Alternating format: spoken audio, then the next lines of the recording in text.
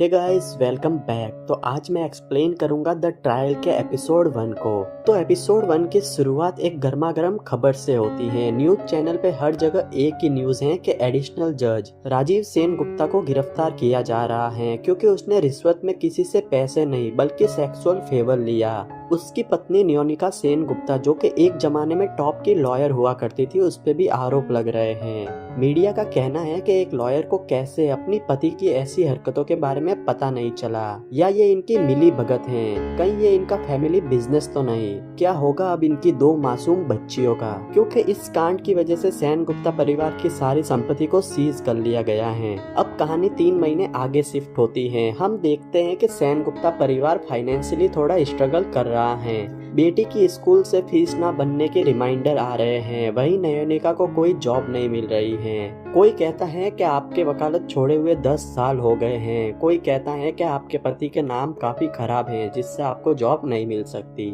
नियोनिका अपना घर छोड़ एक फ्लैट में शिफ्ट हो गई है। इससे अपने पुराने फ्रेंड विशाल का कॉल आता है। विशाल खुद भी पेशे से एक वकील हैं। वो नियोनिका को एक जूनियर लॉयर की जॉब देता है, जो कि एक मशहूर लॉयर मालिनी खन्ना को मोहित सिंह के केस में असिस्ट करती हैं। मोहित सिंह एक पॉपुलर क्रिकेटर था जिसने अपनी गर्लफ्रेंड की वजह से सुसाइड कर लिया था और उसकी गर्लफ्रेंड 5 हफ्तों से पुलिस कस्टडी में है। मालिनी इसकी बेल के लिए लड़ रही है और आज इसकी बेल हियरिंग है। मालिनी को अर्जेंट दूसरे केस के लिए हाई कोर्ट जाना है, इसलिए वो जूही की बेल हियरिंग में नियोनिका को ये कहकर भेजती है कि मेरे आने तक तुम जज को होल्ड करने को कहना, वो मेरा नाम सुन के मान जाएंगे। पर कोर्ट में ऐसा कुछ नहीं होता। जज कहता है कि आप ऐसे कोर्ट का टाइम वेस्ट नहीं कर सकते, बेल के लिए आपको ही अभी आर्ग्यूमेंट करना पड़ेगा। ये सुन नियोनिका काफी घबरा जाती है। उसे समझ नहीं आता कि वो क्या करे, क्योंकि उसने ज्वाइन भी आज ही किया था और उसे केस के बारे में इतना कुछ पता भी नहीं था। मगर वो पहले एक टॉप की लॉयर रह चुकी है, तो वो किसी तरह खुद को मैनेज करती है और वो आर्ग्यूमेंट शुरू करती है। उसकी दलील में वाकई में दम होता है, जिससे जूही को बेल मिल जाती है। ये बात मालिनी को जरा भी रास नहीं आती। वो काफी इनसिक्योर हो रही थी। उसे लग रहा था कि अगर जूही को बेल कोई भी दिला सकता है तो मेरी क्या जरूरत। वहीं अब जूही भी चाहती थी कि उसका आर्ग्यूमेंट आगे भी नियोनिका ही लड़े।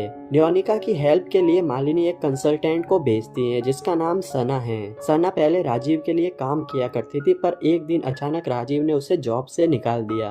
अब ये दोनों जूही का बयान लेते हैं। जूही का कहना है कि मोहित उस दिन क्रिकेट प्रैक्टिस से काफी लेट घर आया और उसने शराब भी पी रखी थी, जिससे हमारा झगड़ा हो गया। वैसे तो ऐसे झगड़े हमारे काफी होते रहते थे, पर हर बार सब कुछ ठीक हो जाता था। मगर उस दिन मोहित हमारे सोने के 4 घंटे बाद ऊपर से कूद गया। न्यूज वालों ने मुझे एक खूनी बुलाना शुरू कर दिया। अब इसमें भला मेरी क्या गलती। नियोनिका उसे नॉर्मल रहने को कहती हैं। वहीं हम देखते हैं कि राजीव के कांड का असर इनकी बच्चियों पर भी पड़ रहा है। स्कूल में इन्हें चिढ़ाया जाता है, इनके पापा के मीम शेयर किए जाते हैं। एक बार तो इसकी बच्ची से ये कंट्रोल नहीं हुआ, उसने मीम शेयर करने वाले को थप्पड़ जड़ दिया।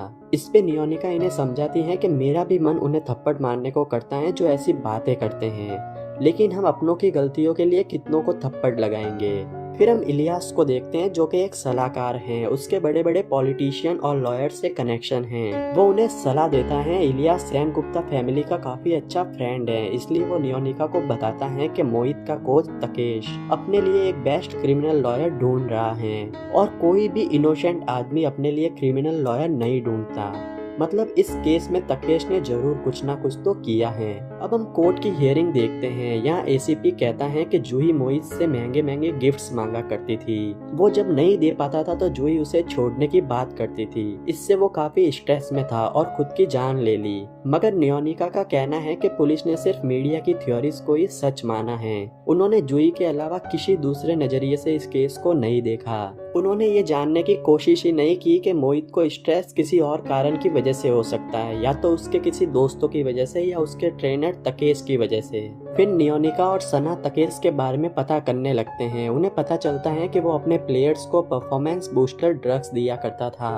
फिर जूही से पूछने पर वो बताती है कि तकेश का कहना था कि ये सब्सटेंस ब्लड से 12 दिन में खत्म हो जाते हैं और इन क्रिकेटर के ब्लड टेस्ट की खबर 1 महीने पहले आती थी, लेकिन इस बार टेस्ट की खबर 3 दिन पहले आई।